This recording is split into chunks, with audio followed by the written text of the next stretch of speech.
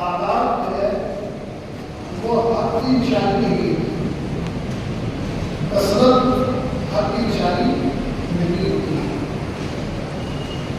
اس کو بہت ہی مختصر میں آپ سمجھیں کہ کربلا کی سرزمین پر 72 نفوس مسلمہ ہیں، بعض لوگوں کو 84 ہیں، مگر 72 کا آنا بہت زیادہ ہے، مشہور ہے۔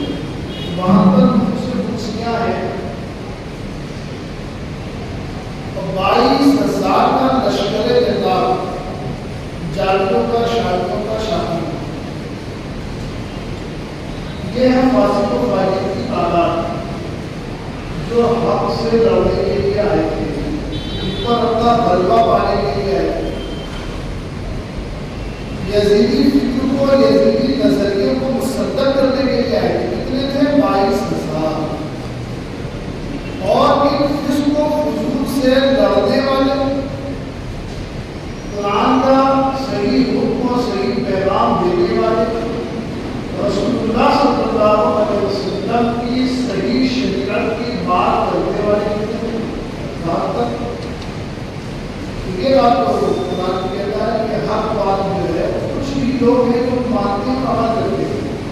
تو معلوم ہو رہا ہے، مزاج سمجھ میں آ رہا ہے کہ تعداد سے کبھی بھی حق کی پہچان نہیں کی جاتی۔ قرآن سنت کی روشنی سے حق کی پہچان ہوتی ہے، قرآن و سنت کی روشنی سے۔ حالانکہ آپ دیکھیں کہ یزیدی خیموں میں اذان کی ہوتی تھی، نماز کی ہوتی تھی، یزیدی خیمے میں مسلمانوں کی تعداد ہے کلمہ پڑھنے والے ہی تھے، مگر قرآن کی ایک بڑی مشہور آیت ہے، رب فرماتا ہے کہ اللہ مع الصابرین، اللہ فرماتا ہے کہ میں صبر کرنے والوں کے ساتھ ہوں، ان اللہ مع الصابرین۔ حالانکہ اس آیت کا مزہ لیجیے آپ، لطف دیکھیں آپ کہ اس آیت کے شروع میں ہی اللہ نے فرمایا یا ایھا الذین آمنوا استعینوا بالصبر والصلاۃ۔ اللہ کہہ ہی رہا ہے کہ تم کسی بھی معاملے میں اللہ سے مدد چاہو تو نماز اور صبر کے ساتھ۔ اللہ ذکر دونوں کا کر رہا ہے، نماز پڑھنی اور صبر کرنی، مگر جب بات آئی ہے اپنی تعریف کی، اپنی حمایت کی کہ میں ہوں اس کی طرف، اس کی طرف میری رحمت ہے، تو فرماتا ہے اللہ مع الصابرین، میں صبر کرنے والوں کے ساتھ ہوں۔ اب آپ ذرا دیکھیے کہ 72 نفوس قدسیاں ہیں امام مقام کے ساتھ، اور 22,000 کا لشکر جزار شامل ہوگا فیض ہوگا، مگر ادھر کے خیمے میں بھی اذان ہے، ادھر کے خیمے میں بھی اذان ہے، ادھر کے لوگ نماز پڑھ رہے ہیں، ادھر کے لوگ نماز پڑھ رہے ہیں۔ اب آپ اور دیکھیں کہ اللہ تعالیٰ نے کہیں بھی یہ تو نہیں کہا ان اللہ مع المصلین، میں نمازیوں کے ساتھ ہوں، نہیں کہا اللہ صبر کرنے والوں کے ساتھ۔ تو آپ بہت آسانی سے پہچانو گے کہ 22,000 کے خیموں میں صبر ہے یا 72 میں صبر ہے، بہت آسانی سے پہچاننے والی بات ہے۔ اس لیے کہ 72 کی طرف تو نہ پانی ہے، نہ کھانا ہے، نہ پینے کی چیزیں ہیں، نہ اوزار ہے، نہ تعداد ہے، نہ کچھ ہے۔ ہم لوگوں کو بھی پابندی ہے، نہر خدا کی طرف جا نہیں سکتے، خیمے کو حساب کیا گیا، معصوم ہے۔ اور دیکھیں آپ 22,000 کے لشکر میں کھانا پینا ہر چیز کی آسائش ہے، لشکر کے پاس بچاؤ کے ڈھالے بھی ہیں، تلواریں بھی ہیں، برچیاں بھی ہیں، ساری چیزیں ہیں،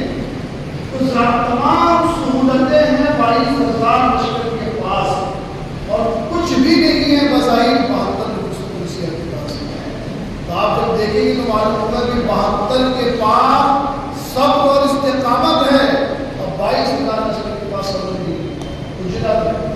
ظالم کو کوئی دنا ہوتی ہے، ظالم صبر کرنے والا نہیں ہوتا، اس کے جو دماغ میں ایک بات چھائی ہوئی ہوتی ہے وہ ظلم اور اتنا اجرت والا ہوتا ہے۔ 22,000 کا لشکر ہے اور اجرت ہے، صبر نہیں ہے، تو اللہ نے فرما دیا میں صبر کرنے والوں کے ساتھ۔ تو صبر 72 کے پاس ہے، تو معلوم ہوا اللہ 72 لوگوں کے پاس ہے، صبر اس لیے ہو رہا ہے وہاں پر صبر کہ اللہ کدھر ہے، ادھر اللہ نہیں ہے۔ اللہ نے فرما دیا کہ معلوم ہوا کہ تعداد سے کبھی حق کی پہچان نہیں کرنا، مطلب یہ کہ اللہ سارے لوگ جانتے کیا میرے تماشے کو 1000 لوگ جاتے ہیں، پورا بازار بھرا ہوتا ہے تماشوں سے، کیا میرے تماشے کا ایسے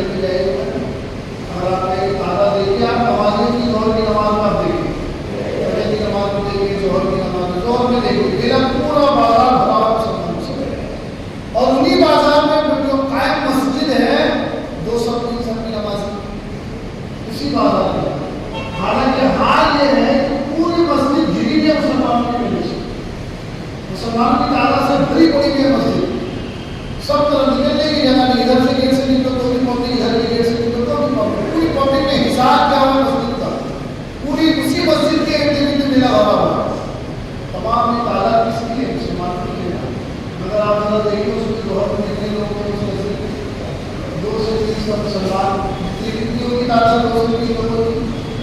100 नमाजी होंगे 80 90 नमाजी होंगे 200 नमाजी और 15 से 20,000 की पब्लिक भरी पड़ी मुसलमानों की तादाद। तो क्या ये मेले में जो 20,000 की पब्लिक जमा है ये सही है और वो जो 80 नमाजी नमाज के लिए वो गलत है? कुरान की उसे देखिए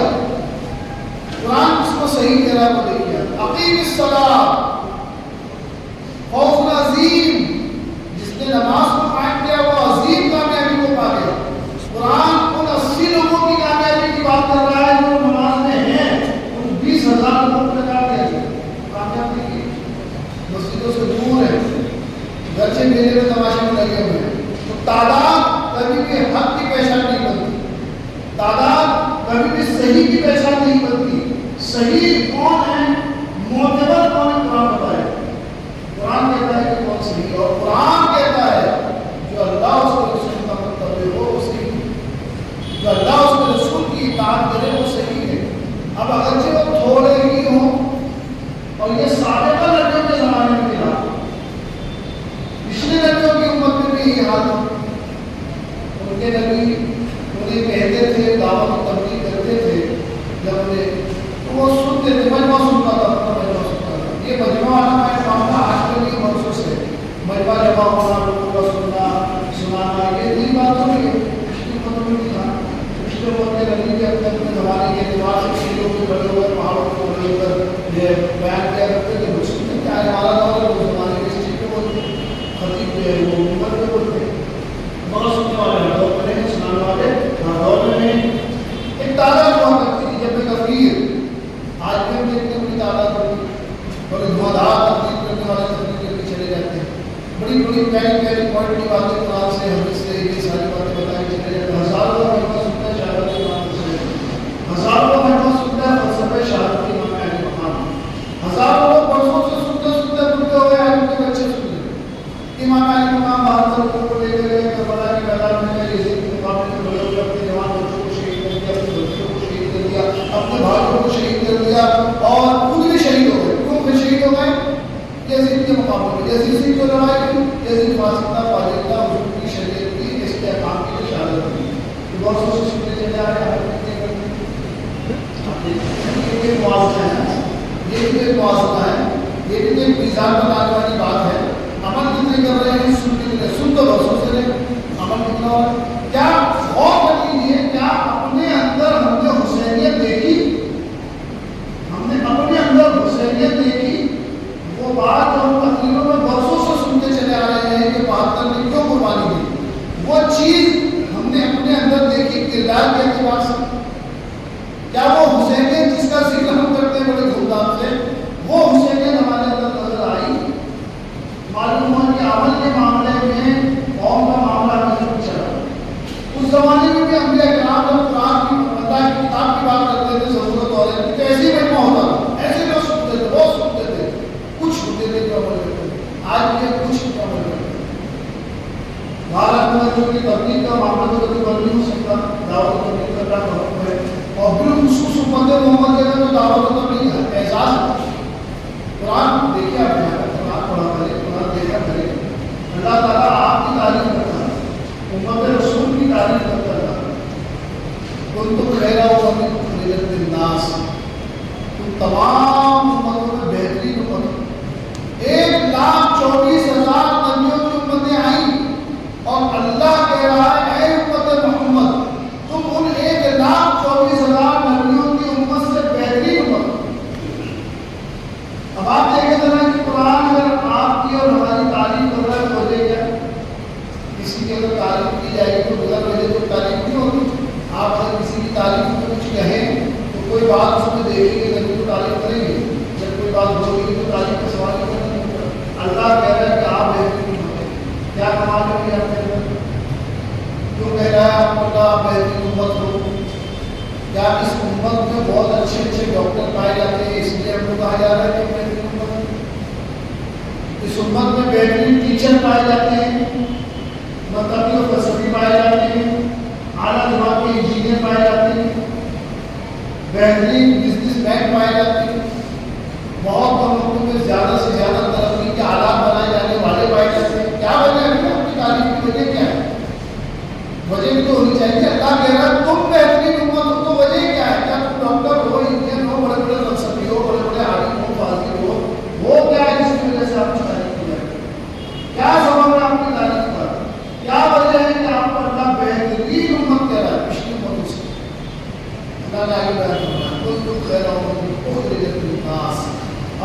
اللہ تمہاری بہتری ہونے کی وجہ بیان کرتا ہے وَيَأْمُرُونَ بِالْمَعْرُوفِ وَيَنْهَوْنَ عَنِ الْمُنكَرِ تم بہترین امت اس لیے ہو کہ تم لوگوں کو اچھی باتوں کی دعوت دیتے ہیں برائی سے روکتے ہیں 1450 برس پہلے نبی معظم صلی اللہ علیہ وسلم کی حیات ظاہری کے بعد صحابہ نے تبلیغ کا معاملہ سنبھالا تابعین نے تبلیغ اسلام کا معاملہ سنبھالا تابعین نے سنبھالا اور یہ کاملین نے سنبھالا نیک و صالحین علماء ربانیین کرتے یہ کام ممبر رسول سے آپ کو پیغام حق دیا جاتا ہے ممبر رسول کو آپ کو قرآن کی بات بیان کی جاتی ہے ممبر رسول کو آپ کو حدیث بیان کی جاتی ہے یہ پیغام نبوی یہ پیغام اسلام لوگ تمہارے تک پہنچا رہے ہیں کہ امت کے علماء کر رہے ہیں قرآن کہتے ہیں تم اسی لیے بہترین ہو کہ تم لوگوں کو اچھی باتیں بتاتے ہو اور برائی سے لوگوں کو منع کرتے ہو یہ سلسلہ قائم ہے اسلام قائم تب دعوت و تبلیغ کا سلسلہ بند ہو جائے تو اسلام کی تبلیغ کی نشوونمائی بند ہو جائے ہر چیز کی ایک نشوونمائی ہوتی ہے آپ کوئی فصل اگر کوئی پیڑ اگر آپ ڈالتے ہیں اس کا بیج تو اس میں آپ پانی ڈالتے رہیں گے تبھی تو اس کو پیڑ بنے گا آپ کو نشوونمائی نہیں کریں گے تو کیسے ہوگی نشوونمائی سے ہی اس کی بڑھوتری ہوتی ہے تو اسلام اگر بڑا ہے تو بغیر نشوونمائی سے نہیں بڑھا ہے اسلام تبلیغ سے بڑھتا ہے بیان کرو لوگوں کو بتاؤ سمجھاؤ کہ یہی امت کا خود تم خیر تم بہترین امت ہو لوگوں پہ اس لیے کہ آپ اپنے معروف اچھی باتوں کی بات کرتے ہو اور وینہون عن المنکر بری باتوں سے لوگوں کو روکتے ہو آج ہمارے بات یہی کرتے ہیں صالحین یہی کرتے آئے ہیں لوگوں کو سمجھاتے رہو ہماری ذمہ داری ہے ہمارا کام کیا کرتے ہیں لوگ جتنا سمجھیں گے نہیں سمجھیں گے کتنا عمل کریں گے نہیں کریں گے ہمارا محل رہ گئی یاد رکھیے کہ علماء کا محل ہے ہی نہیں کون کیا کرے گا علماء کی ذمہ داری ہے کہ آپ قرآن اور حدیث کو پہنچا دیں یہ علماء کی ذمہ داری کو کی جاتی ہے ممبر رسول سے ہر امام ہر عالم ممبر رسول سے قوم کو قرآن کا پیغام پہنچا دیں قرآن یہ کہتا ہے حدیث یہ کہتی ہے محرم کا مہینہ ہو رجب کا مہینہ ہو شعبان ہو رمضان کو عید ہو کوئی مہینہ ہو علماء کی ذمہ داری ہے قوم کو بتا دیں کہ اس مہینے میں تم کو کیا کرنا ہے اب یہ قوم کی ذمہ داری ہے قوم کیا کرے گی اس لیے کہ علماء اپنا حساب نہیں دے اللہ آپ کو اپنا حساب دینا ہوگا اللہ کی بارگاہ صرف بات پہنچانا ہے بل دیکھو عنی حدیث میں آیا ہے میری طرف سے تم صرف پہنچاؤ اور یہ بات تو اللہ تعالیٰ نے اپنے محبوب سے کی ہے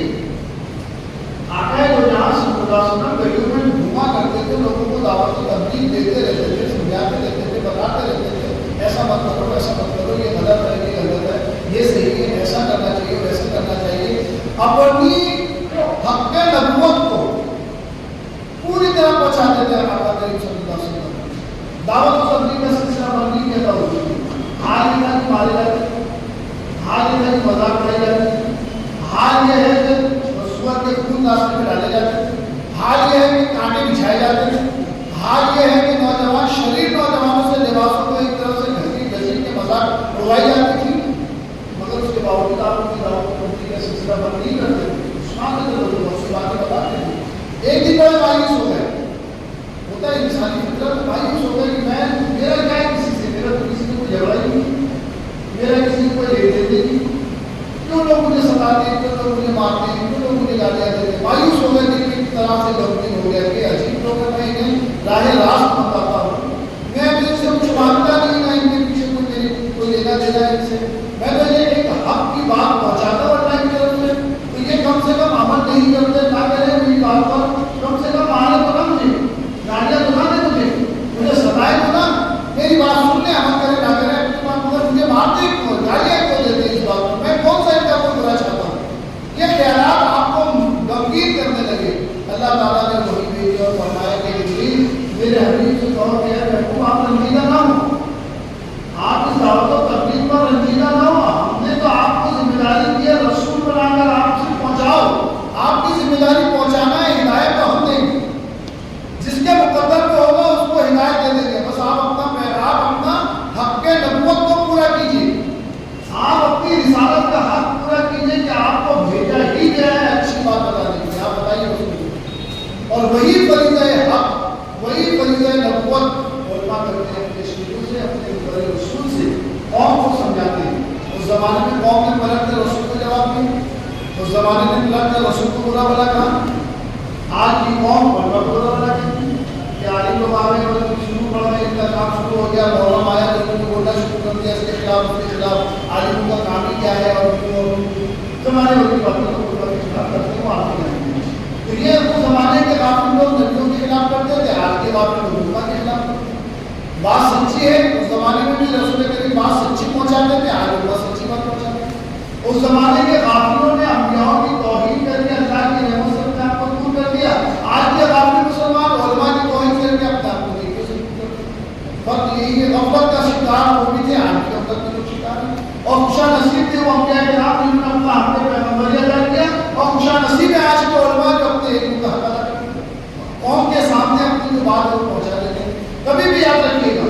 عمل کرانے کی ذمہ داری کسی امام کی نہیں، کسی عالم کی نہیں، عمل کی ذمہ داری آپ کو ہوتی ہے۔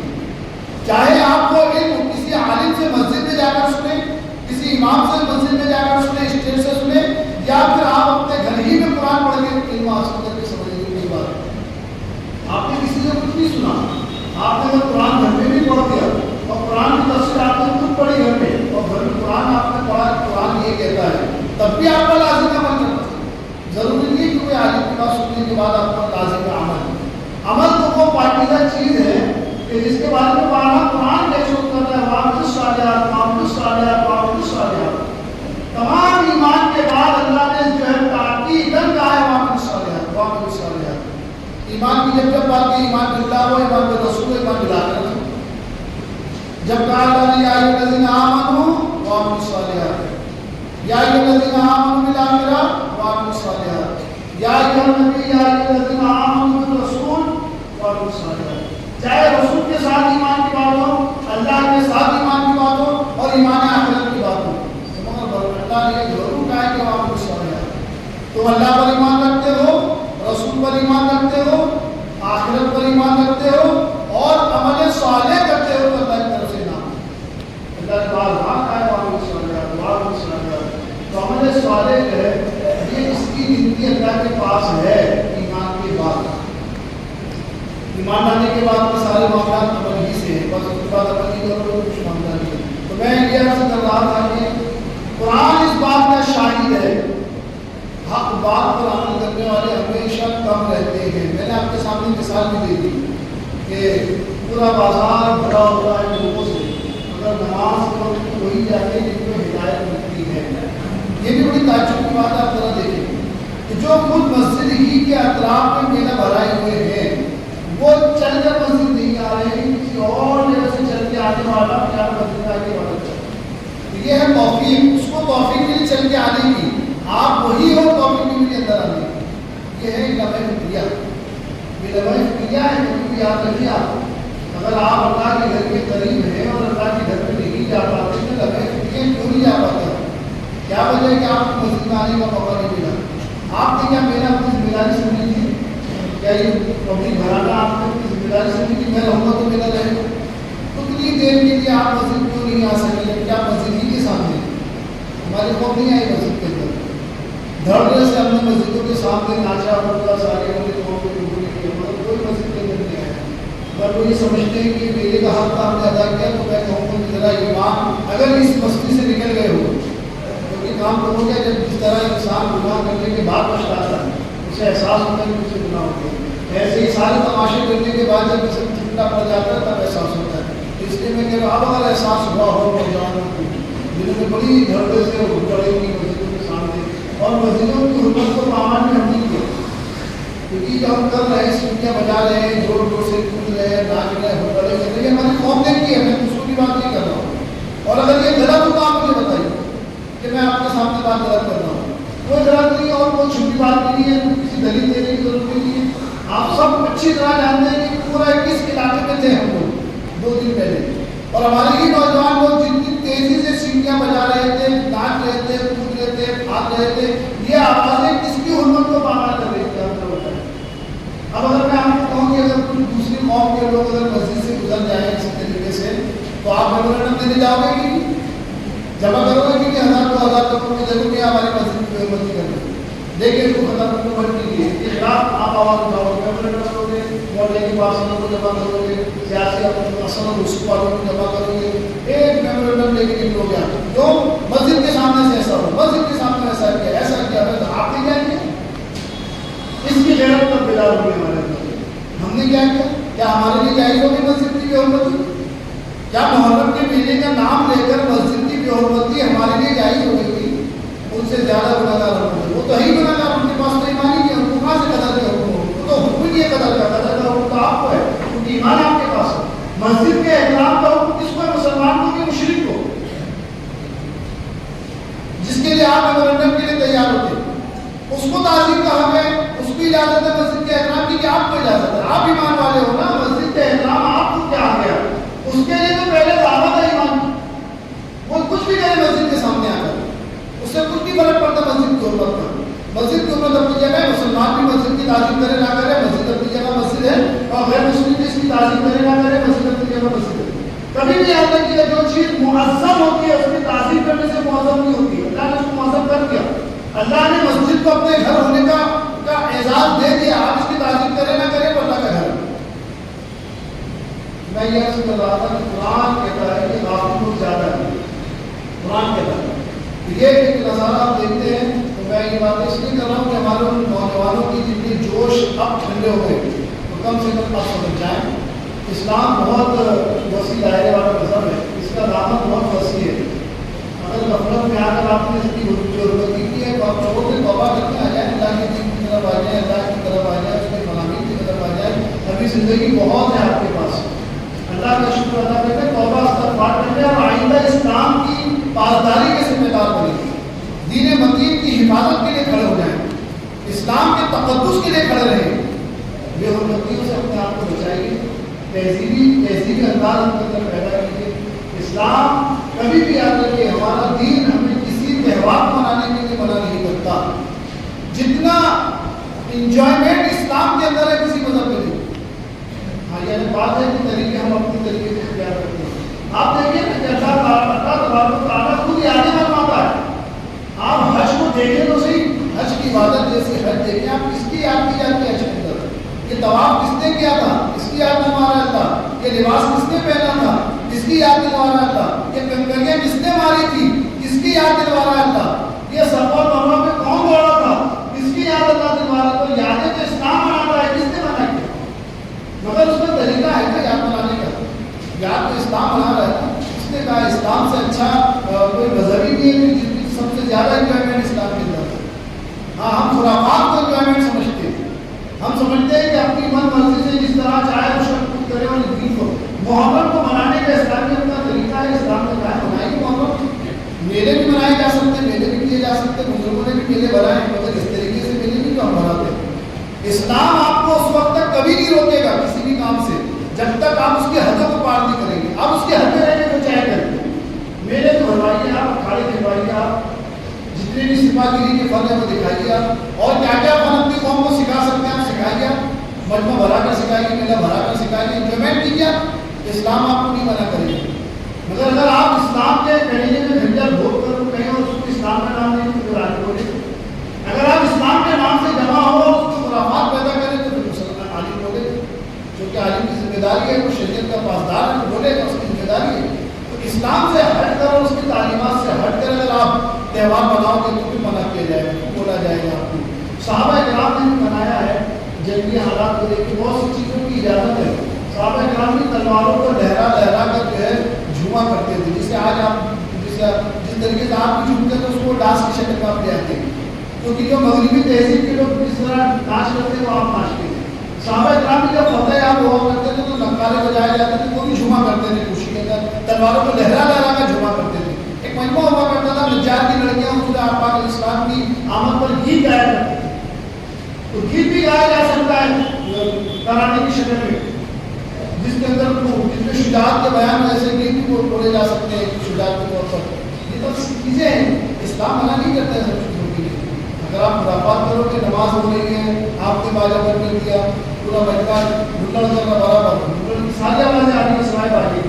اگر نماز میں آپ نہیں ہیں، اکھاڑے کے استاد آ گئے، ساروں کا لگا کر کے چلے گئے، یہی ہوتا ہے نا مطلب، اور کیا ہوتا ہے؟ نماز تو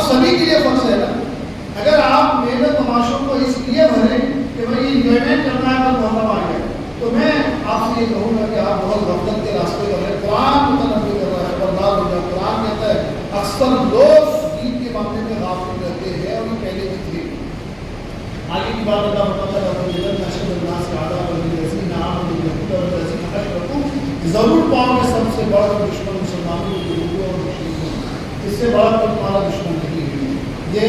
تمام تماشے نکالنے والے یہود و نصارہ ہیں جو ہماری قوم کو لوگوں کے نہ کرتے ہیں. اور ضرور پاؤ گے سب سے زیادہ نزدیک دوستی صرف مسلمان ایمان والوں کو. جو مسلمان ہیں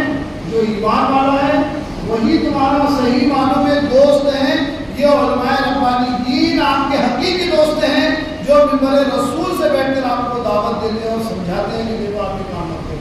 پھر اللہ فرماتے ہیں یہ اس لیے کہ ان میں بعض دوست اور درویش بخش ہیں وہ غرور نہیں کرتے. بعض لوگ ایسے ہیں جو بڑے مسالہ لوگ نکال دیتے ہیں. کسی طرح کا میں نہ علم کی غرور ہوتا نہ منصب کا غرور ہوتا نہ اور کسی بات کا غرور ہوتا. تو معلوم ہوا کہ اللہ تبارک و تعالیٰ نے واضح طور سے دوست اور دشمن دونوں کی شناخت کو بیان کر دی اور بتا دیا کہ دوست کون ہے دشمن کون ہے. جو لوگ امر بالمعروف کریں جو لوگ حق بات ان تک پہنچائیں